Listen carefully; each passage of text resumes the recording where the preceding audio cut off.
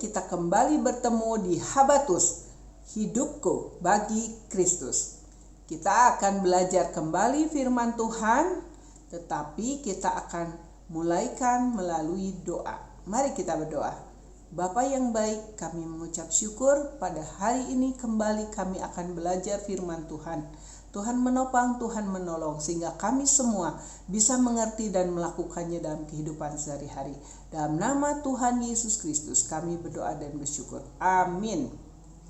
Adik-adik, ada seseorang yang patut kita contoh sebagai seorang pemimpin. Siapakah itu?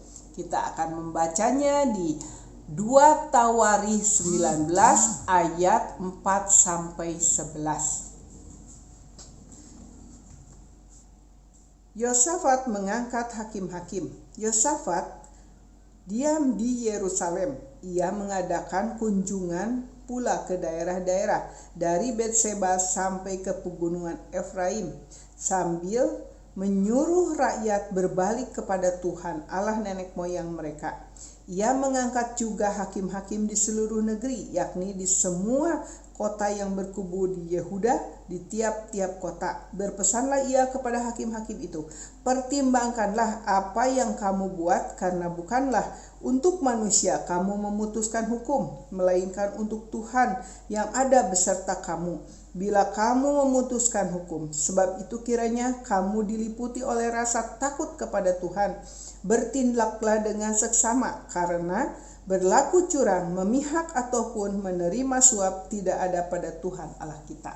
Nah, di sini kita belajar bagaimana seorang Raja Yosafat sebagai seorang pemimpin, dia tidak hanya diam di tahtanya, tetapi seperti Bapak Jokowi presiden kita, dia juga belusukan datang ke daerah-daerah. Ya, untuk apa dia datang ke daerah-daerah? Tadi dikatakan bahwa Raja Yosafat tinggal di Yerusalem, tetapi dia datang ke tempat-tempat, ya. Tadi dibilang di ayat firman Tuhan dari Berseba ke pegunungan Efraim, ya. Jadi dia datangi tempat-tempat. Untuk apa? Di sini dikatakan supaya rakyatnya berbalik kepada Tuhan Allah nenek moyang mereka, ya. Jadi untuk berbicara kepada para rakyat, kepada seluruh rakyat, supaya mereka menyembah Tuhan, menyembah Tuhan yang benar. Kemudian apa? Dia juga mengangkat hakim-hakim, ya, dan berpesan kepada para hakim itu supaya menjadi seorang hakim yang adil, yang jujur, yang takut akan Tuhan,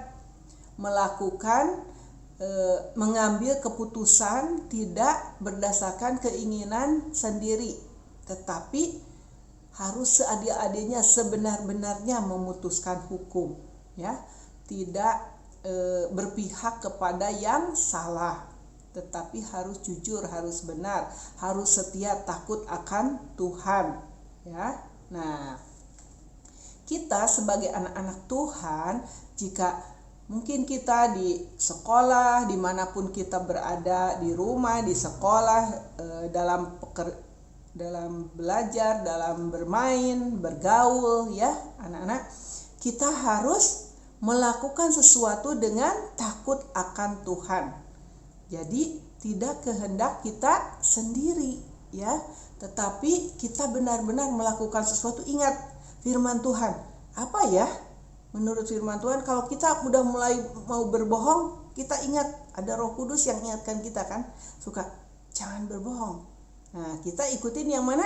Ikutin suara firman Tuhan, bahwa kita tidak boleh berbohong. Nah, tadi juga Yosafat demikian kepada para hakim, supaya berlaku dengan takut akan Tuhan, melakukan sesuatu dengan takut akan Tuhan.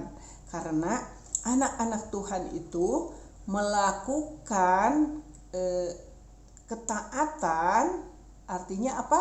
Melakukan firman Tuhan. Takut kepada Tuhan itu adalah bukan sembunyi, tetapi melakukan dengan ketaatan akan firman Tuhan.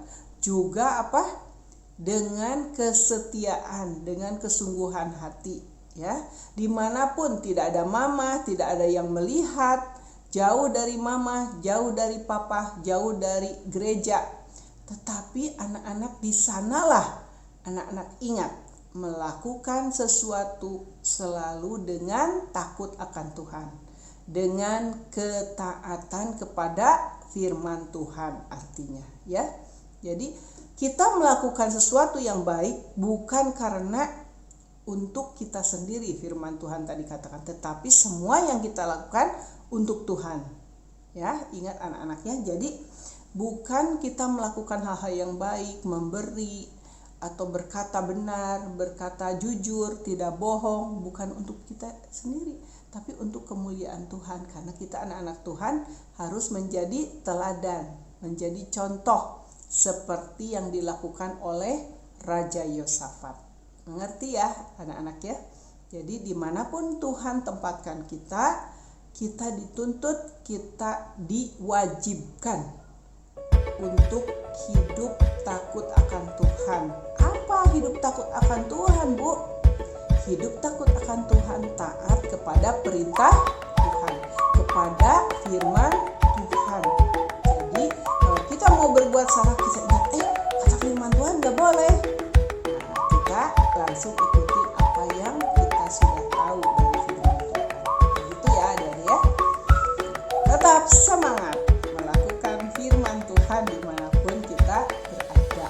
Itulah nama Tuhan. Kita sama-sama berdoa. Bapa yang baik, kami mohon Tuhan memimpin, menolong, menyertai kami melalui Roh Kudus, supaya kami semua anak-anak